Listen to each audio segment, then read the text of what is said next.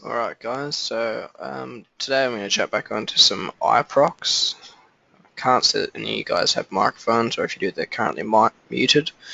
So yeah, today I'll do a little more iProx, and then maybe next week back onto data build or some new features. So I'll be repricing a preliminary estimate. It's a relatively straightforward job. As you can see here, it's pretty much just a standard house, nothing tricky about it whatsoever. So yeah, essentially the sales consultant has already done a preliminary price for the client, or estimated a price for the client, and now they're looking to formalize it and have it checked to then hopefully turn into a contract. Bob in the Northwest region, one of our sales consultants, is very much a first price and then bang off to contract. So we try and give ourselves a little bit of flexibility in the price and a little bit of contingency just in case there's some dispute about inclusions or late changes that occur at contract stage. We can usually cover those in that contingency without, while saving face, I guess. So just going to jump here into iProx. You'll see there's a preliminary estimate already there. Client's details, blah, blah, blah. Bob Priest, the sales consultant, created it on yesterday afternoon. It looks very, very familiar to one of my own estimates. I've done it previously for him on a job, and he's copied it over, obviously adjusted the scope of works or the job workup to reflect these clients' requests. And so now we're just going to copy this over, double check his values, double check his areas, and hopefully smash it out in practically no time at all. So you come up here to new and select, highlight the one you want to copy, go to copy. Now assumed M, assumed N2, they're the standard that our base price is derived from, so that's where we leave those. Assumed nil, corrosion zone low. Now I know this as a matter of fact, we've just built 3 houses there. Once again, town sewer and town reticulators. This actually has natural gas passing along the street frontage. This is an actual estate we've developed. So I'm just going to reset the expiry date and bring it forth since it's now being created today. And it's just pushed it forward. You've got December price list, which is correct. And now we just want to pick up these areas straight off the floor plan. So 152.36 and 37.72. That's right, kitchen size 6.58. Now there's no kitchen size shown on this plan. This would be a very old plan historically, but it wasn't something that we had before we had iProx. So we've got 2 options here. We can do the kitchen and the breakfast bar and just the back wall, and the pantry excluded, which is what I imagine the sales consultant has done. Or alternatively, we can bundle the pantry in, which will allow the client to then have a cabinet-made pantry, and it'll actually look a lot nicer running straight through into the wall rather than finishing into an ugly old 620 door with a side wall on it. So we'll have a quick look at those areas first. So we've got a kitchen of 3.32. And then a 70mm wall,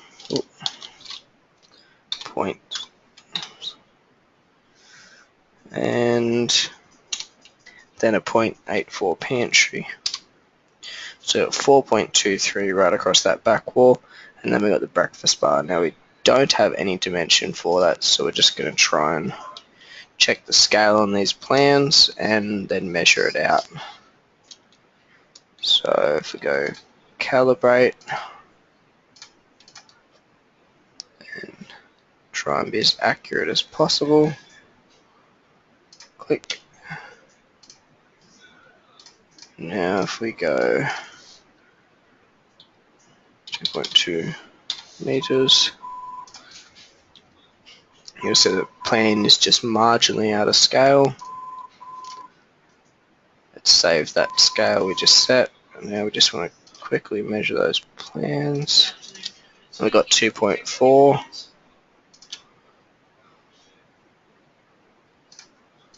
plus 4.2,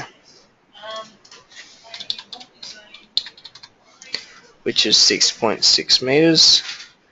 And if we jump back here to here, there was 6.58. So it looks like the sales consultant's done exactly as I have and has allowed for it as a cabinet made, which is good.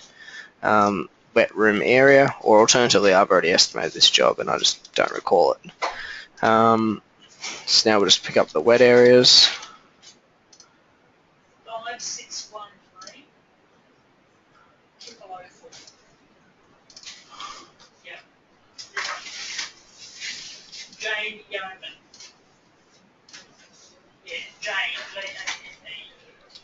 And now we're just measuring out all the wet areas. Normally these areas would be given to us on the floor plan if you're using a new plan.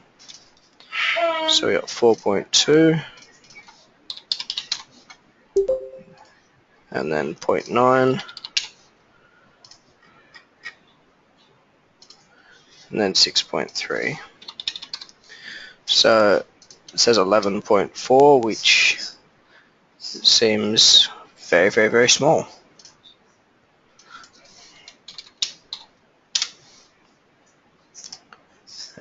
Now, lightweight construction relates to cladded areas where there's no veneer. It does not apply to Exolite or Hebel products where there is a veneer. They would go into the brickwork and then you'd raise an item in the contingency to amend that. So we're just having a look here, and as you can see, there is no sections of cladding. Lower floor covered deck area. We should be able to get this straight off the plans. 10.22 plus 2.59.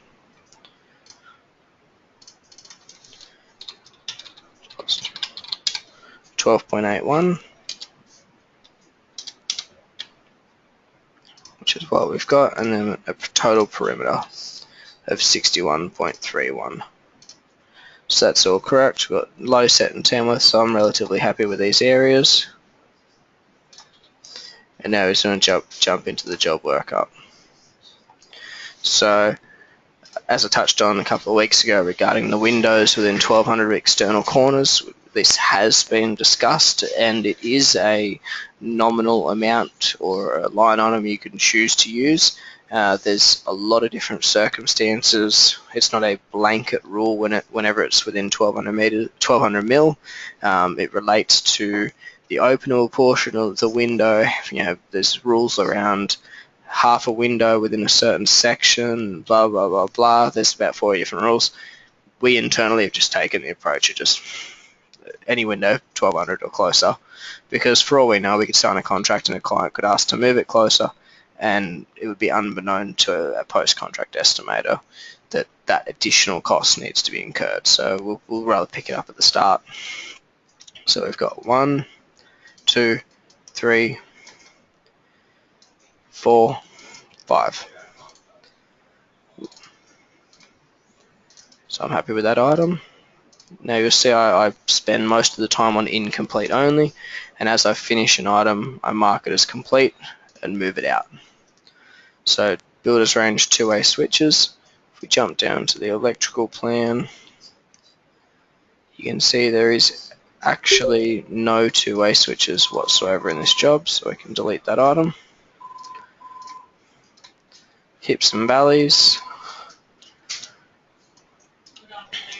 1, 2, 3, 4, 5, 6, 7.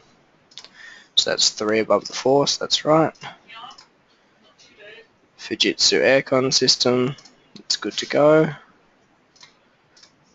That's a standard line item, that's fine. 1 digital TV antenna system, that's fine. 10 LED lights, that's good. They won't be shown on the plan, they'll be something that the sales consultant is selling. But if we have a look how many actual light points there are, there's 20. So 1, 2, 3, 4, 5. Okay, so there's definitely 20 there.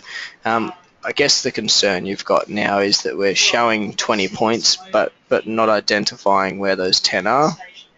So this item here where it says as per plan is not applicable, so it would be to future detail. Oop, that's their detail.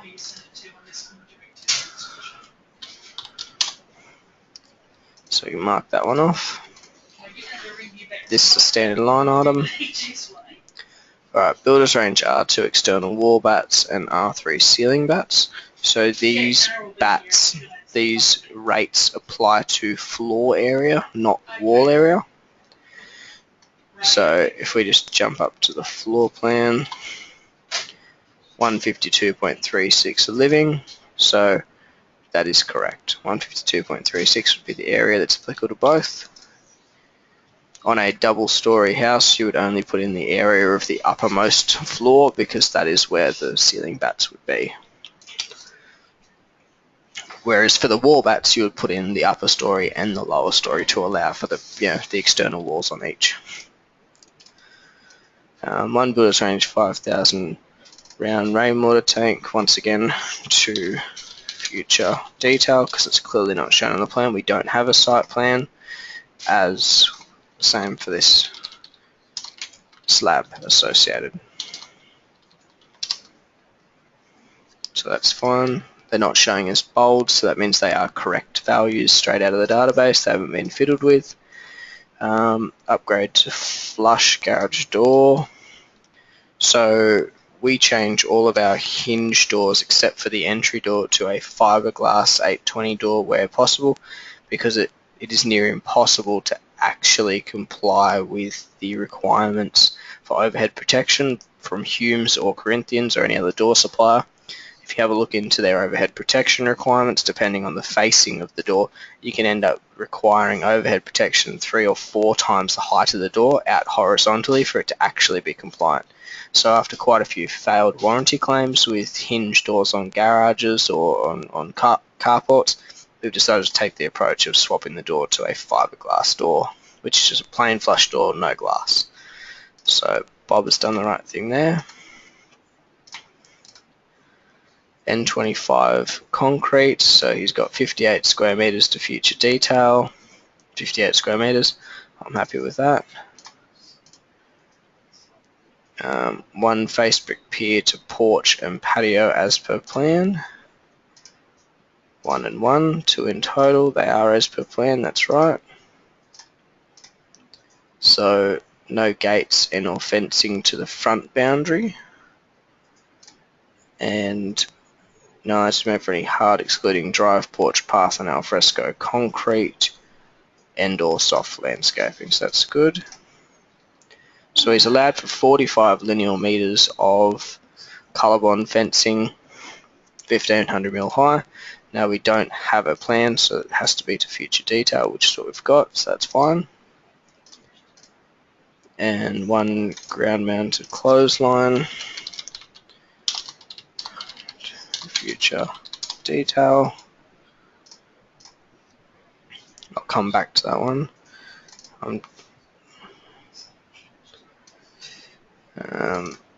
I would tend to just say any gates, because it has been an allowance for fencing and I don't know whether clients are intending on putting that 45 linear meters.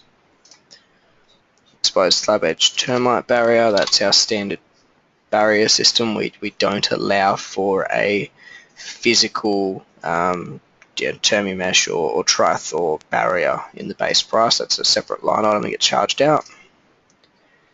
The contingency item is one that I was explaining earlier that we put in on jobs where we anticipate they're going to go straight from a prelim directly to contract.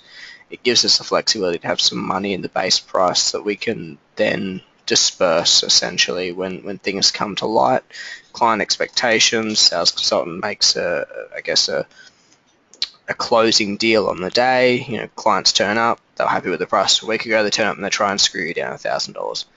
We've got cash there to offset that, and same goes where a sales consultant makes a commitment about inclusions that may not be correct or just completely forgets about them. They can come back to us, and to help the sales consultant save face, we keep that money hidden from the client in there as a backstop. So this area I put in for the sales consultant specifically is always based upon the slab area, which would be the living plus the garage.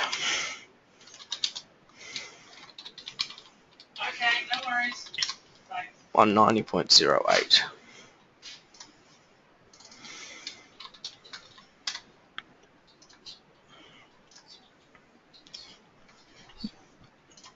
Now there's no site plan, so there's no, I guess, no concept of cut and fill. These sites are relatively flat in this Tamworth estate or Westdale estate, so we tend to just put 100 cube in for this sales consultant on every job. Now we've got an M-class slab, assumed M, that just reinforces that. If we're ever questioned about what slab requirements we have, we can say, look, the items in there is an M-class, it's clearly there. Temporary fencing, once again, no site plan, but we just have a golden rule with this sales consultant, 100 linear meters. Alright, one wet area niche to bathroom and ensuite as per plan. Now, they aren't shown on the plan, so that needs to be changed to future detail. I keep missing that eye. There must be something wrong with the eye on this keyboard. Alright, so standard carpet and standard range floor tiles. 49.02 and 74.22. Now you'll see this value is shown in bold. That's because as of, I believe, yesterday morning, the cost of our standard designer range carpet for regional areas, or where Coffs Harbour is based essentially, has moved up a couple of dollars to reflect the carpet court agreement that's now been signed. So if you are in a metro region or meet the metropolitan requirements of the carpet court agreement, then my recommendation would be to copy the item from the master price list, copy it to your direct database, and adjust the value to reflect your actual buy price. Otherwise, you could be pricing yourself out of the market on carpet. So, see, the eye must be playing up on this. So designer range carpet is now 56.65 in this region. So it's moved up just marginally. Those areas were correct, so that's fine.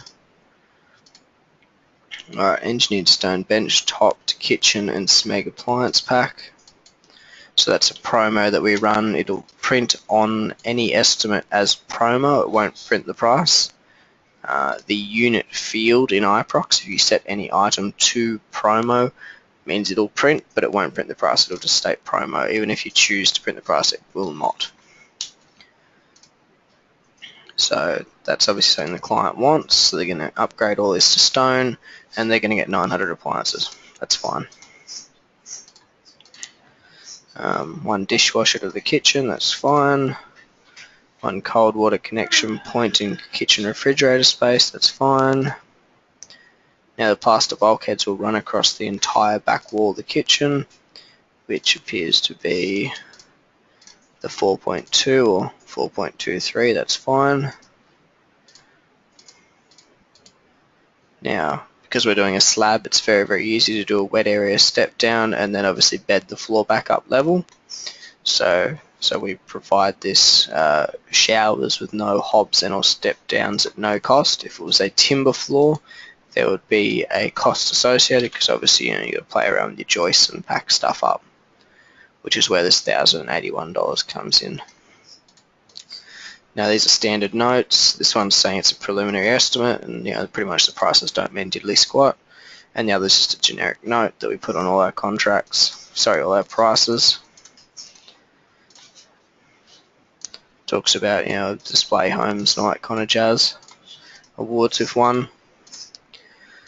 Now these are once again standard notes. Reinforcing the inclusions in the contract. 60 linear meters of stormwater, 10 linear meters of 19mm water line, and 10 linear meters of power. Because there's no site plan, I don't know where those provision or connection points are, and we can't make allowance for any extra overs. So Ream Metro Plus gas hot water system, standard line item. 2 field gullies. Once again, we've got Doma site plan, so it's to future detail.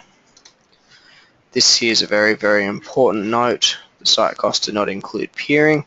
Because we don't have a site plan, we don't have a concept of cut and fill, and we don't have any other information about the site requirements. It's very, very important that this item goes on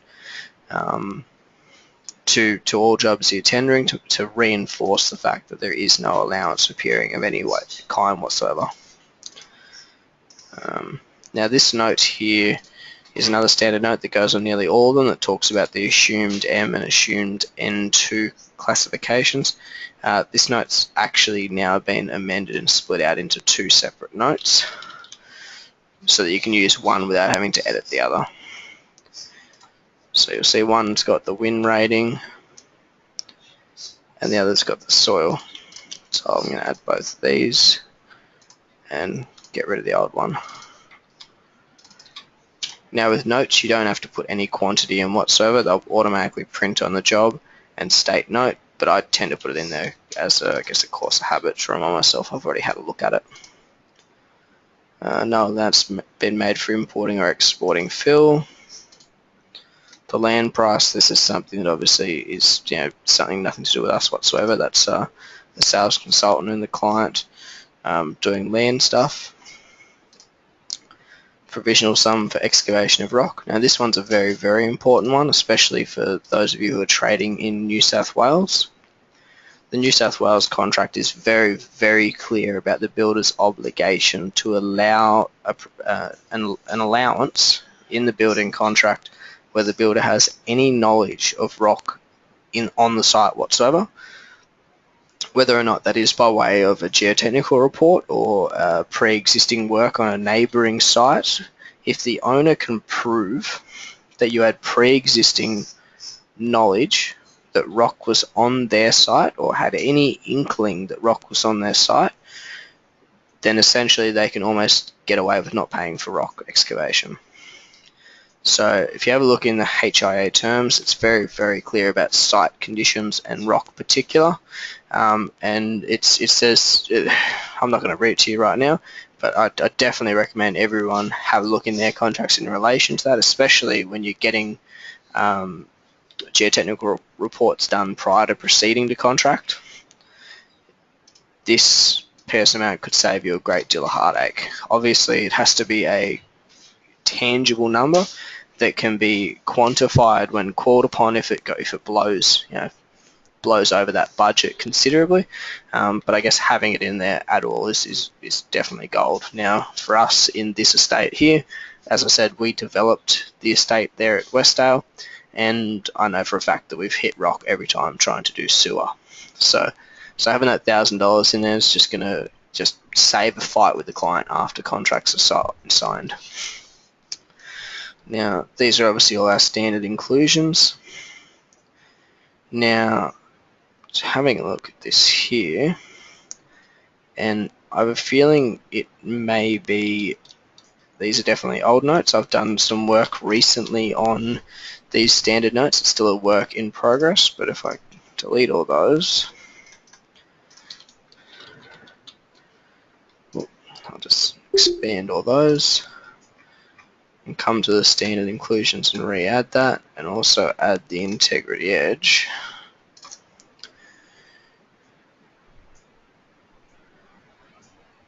What the hell is that?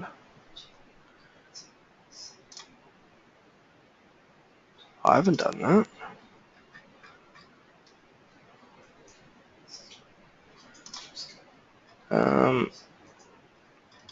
I need to have a look into this here and see what's happened, because it looks like someone with access to the database has accidentally assigned some stuff to standard inclusions on our master price file, as you can see here. Oh, actually, no, sorry, they're a different color, so they're in somebody else's database. Alright, so nearly had a heart attack then. Just going to delete those items, and I'll have to be very wary of that now that I've got access to multiple databases. And okay, Alright, so if we just expand these out now, you see that these items are far more clear as to the specification. So essentially, as part of our recent release of the designer inclusions upgrade document, we're now in the process of reviewing our standard inclusions document, which is a 2-3 page A4 sheet in essentially text form with a few different pictures that explain exactly what is included and what is not included. Sorry, let me rephrase that. It states what is included. It is very ambiguous, or doesn't say what isn't purposely. And as part of that, I've been using this as kind of the basis point for that. You'll see that I've essentially rewritten all these to be a lot clearer about what clients are actually getting. Historically, they were essentially, I guess, bullet points. Didn't actually provide a great deal of information about brands. Everything just said builder's range, or was very unclear, and clients essentially couldn't compare us against anyone else. So I've now I've made it very clear. We use Clipsal C2000 ranges. It's 55mm Cove cornice. I've actually put in that it's an Everpure platinum water filter instead of just stating water filter. We've got brand names that we align with, which are all reputable large brands, and essentially it's going to allow us to better represent ourselves when clients bring in our price file and someone else's and say, tell me why yours is better. You can say, look at these brands, look at this, look at that. What range of light switches are they providing? Are they giving you this? Are you giving that? And essentially your estimate will also be a massive sales tool. So that's a work in progress, but you'll see there's a lot more here than there was previously before I removed it. So just going to mark these off as complete, because essentially it's good to go for the time being. What is all this? This is all from somebody else's database.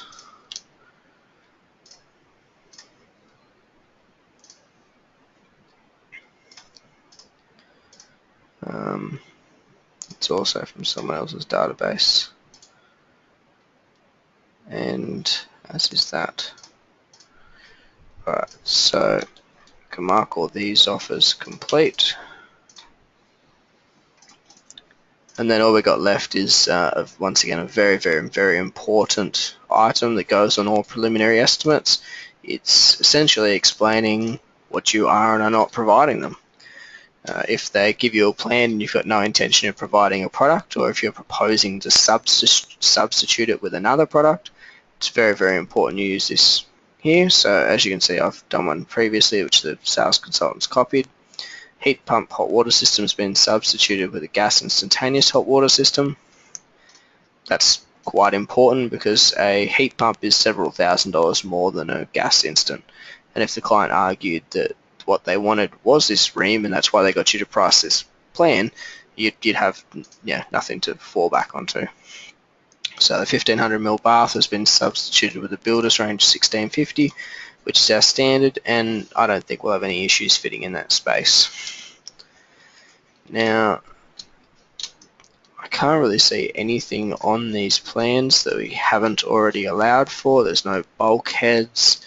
All the robes, there's only one robe to each room, one linen broom, only one walk-in robe.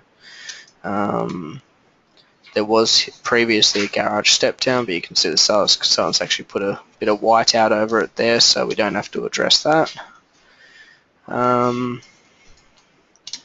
patio, it says concrete by owner, but we've actually, I believe, made an allowance for that, and I'm just going to confirm that quickly.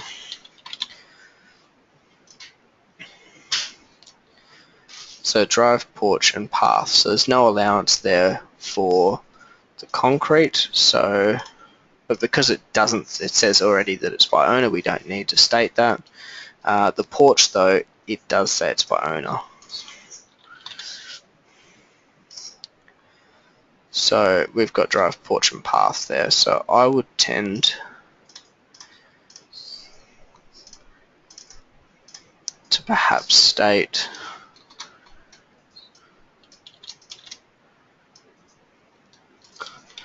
concrete allowance for porch included,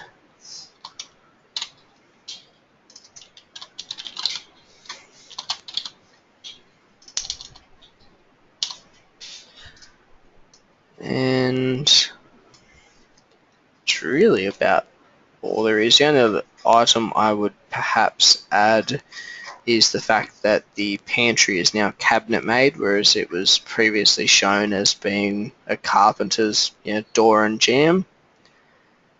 So the only other thing I would add would be this item here, and one of those. Mark that as all complete. Now, we're pretty much good to go. All the windows are up to eave, so we don't need to worry about any lintels. There's no cladding. As I said, rope sizes are all standard nominal. Only 2 hose cocks, which is as per the standard. The breakfast bar doesn't give dimensions on our old plans, but is actually measuring 900 wide. Now, our standard promo item for the stone top is an 800 wide. So I'll just add. Oh, that shouldn't say 2. That should say 3.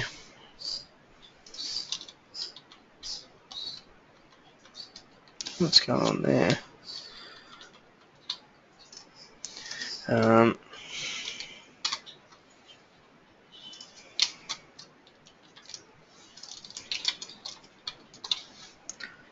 only thing I'd say there is 900mm wide breakfast bar top has been substituted with an 800mm wide top.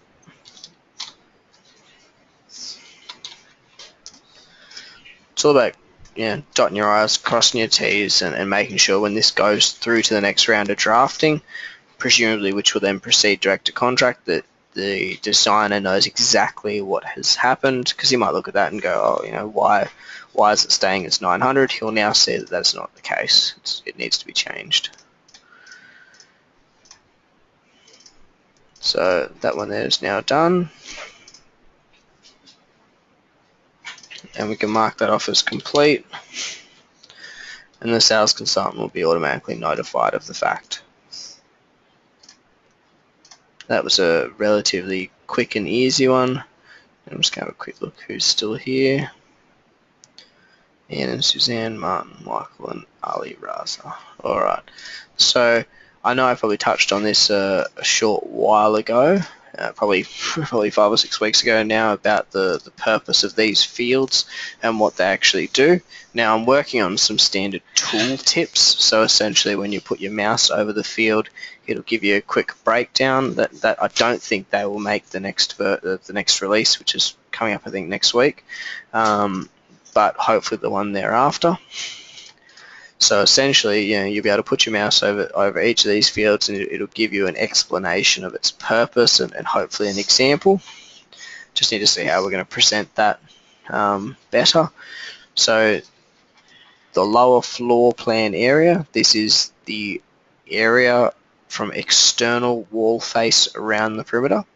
So if it is brick veneer, you need to measure the brickwork and the veneer, the whole area. Garage is exactly the same. Upper floor is exactly the same, except obviously it's for the upper floor. Kitchen size is it's usually the middle line of the kitchen. So you kind of just, because obviously when you've got an L-shaped kitchen, you're probably overcharging if you work the back wall, and you're undercharging if you use the front face. So we tend to go middle line of the kitchen. There is a standard allowance that's in the kitchen, that's in the base price, that's calculated from the floor areas. As you can see here, if I zero this out, 6.49 linear meters has been calculated and included in the base price automatically, and it's saying that this kitchen's 6.58, so it's 90 mil longer, and therefore costing the client almost $100 extra for that kitchen, because it is longer than we deem to be standard for that size home.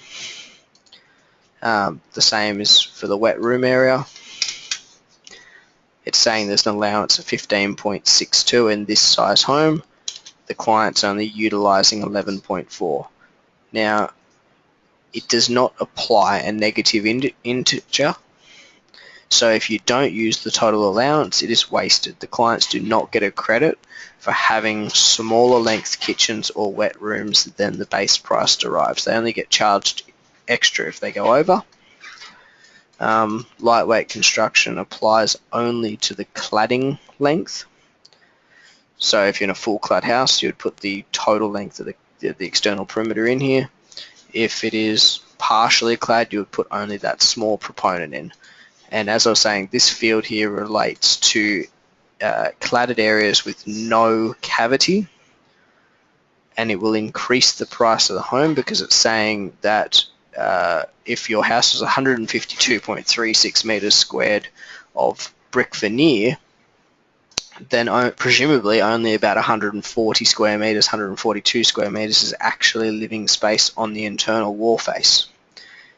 If you put a cladding length in here, you'll see the price increases marginally.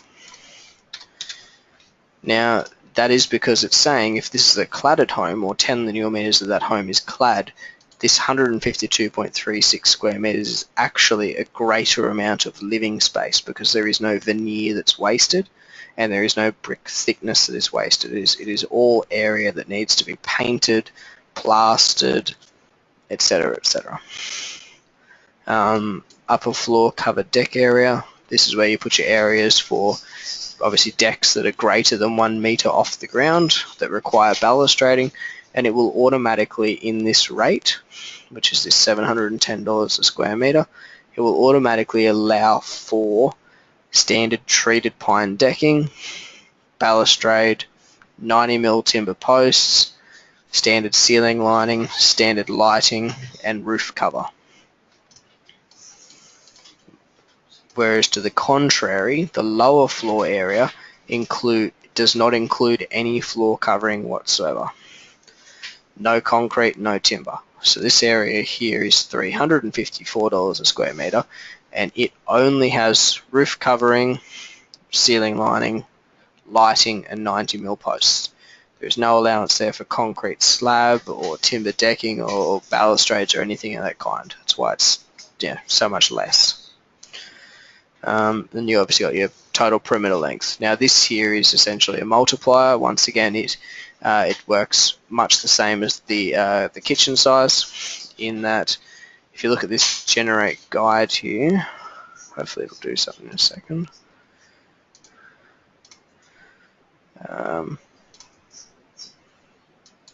There's generic rates here. Don't know what that's doing.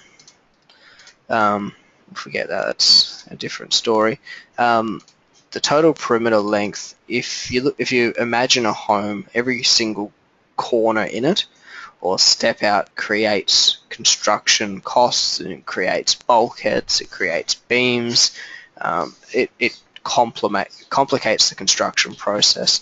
So that obviously the ideal house, the cheapest house you're going to find to be able to build, would be nothing more than a rectangle, or probably a rectangle with no greater than 12 meters wide, with trusses running from one end to the other, and a standard, hip. That's it.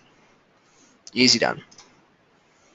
Ridge running down the guts, nothing else. Obviously, once you start stepping that house out and complicating the external perimeter, costs go up for trusses, they go up for frame length, they go up for everything. So this value here applies a multiplier. If I reduce this, presumably the price will go down. If I increase it, the price will go up. Oh, that was wrong. 500, 502.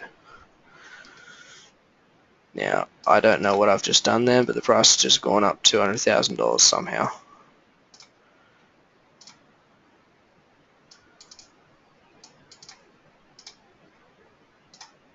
Or at least I think I did. I better check the client's one. Sales consultants. So you had 374. Oh, there we go. Must have just had a brain fart. It didn't like me changing that field. So yes, if I adjust this and this only, the price goes down, price goes back up. So it's saying for every linear meter or part thereof around the perimeter that it goes up, it complicates the construction process. Now, I don't think I've ever had a situation where the sales consultant's price was exactly the same as mine. So I'm actually going to go ahead and assume that that probably was my price, and I've just estimated this house for him on a different lot sometime previously. So hopefully, as I was saying, we'll be able to get some tool tips over these items moving forward, and it should provide a great deal more clarity to you guys when it comes to pricing houses. I'm just going to refresh this dashboard, and theoretically that should disappear, which should be one less off my list.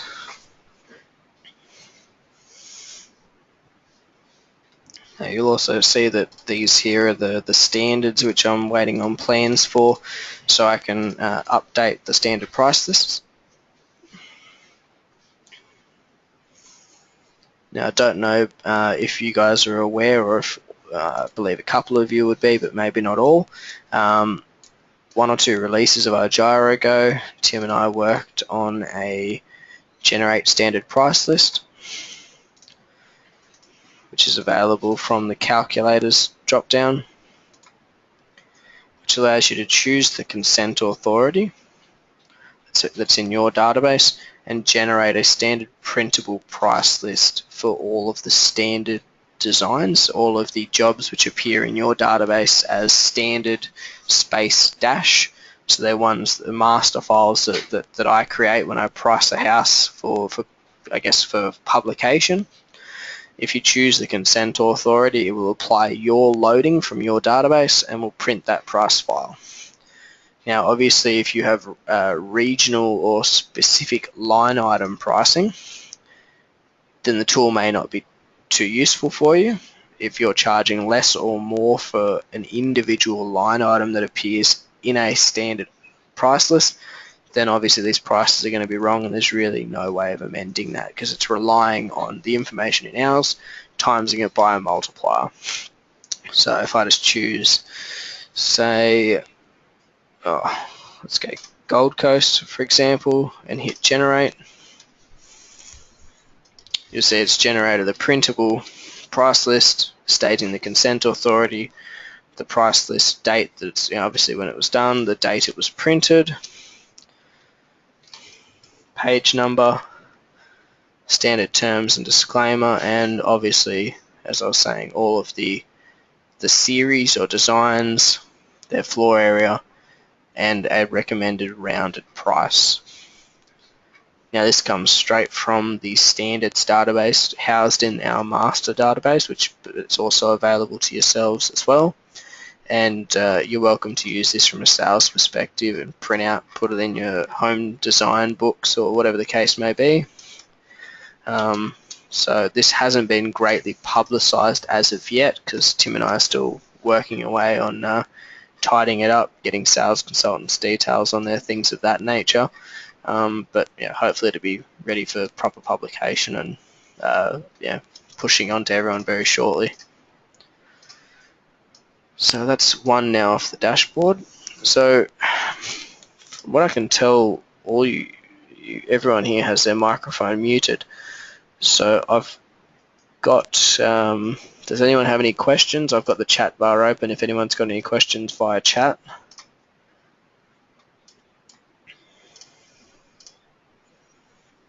Or anyone's got a microphone that it's not using yet.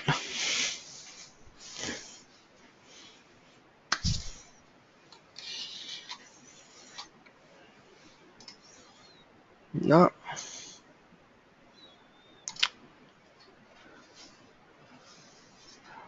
Okay. Well, there's only about 10 minutes now till I'd normally finish anyway, and it's not really worthwhile starting another job at this point in time in the afternoon. So if nobody has any questions or any queries, feel free to email me throughout the week if there's anything you want me to touch on next week, or anything you want, obviously better explained, or anything you want me to focus on in general. So, actually, while I've still got you guys, you'll be aware Richard sent out some price files and some door furniture stuff recently from Schlage, which is a Legion, Gainsborough and Lockwood.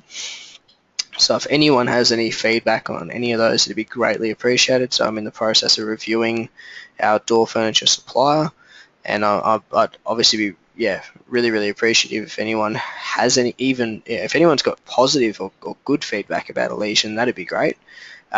Or if you've got negative or positive feedback around the other suppliers, that would also be appreciated. It'd definitely make obviously re-entering into another agreement a lot more smooth, and if I don't understand what you guys were interested in. So yeah, any feedback would be greatly appreciated. All right, so thank you everyone for attending, and I'll see you all next week.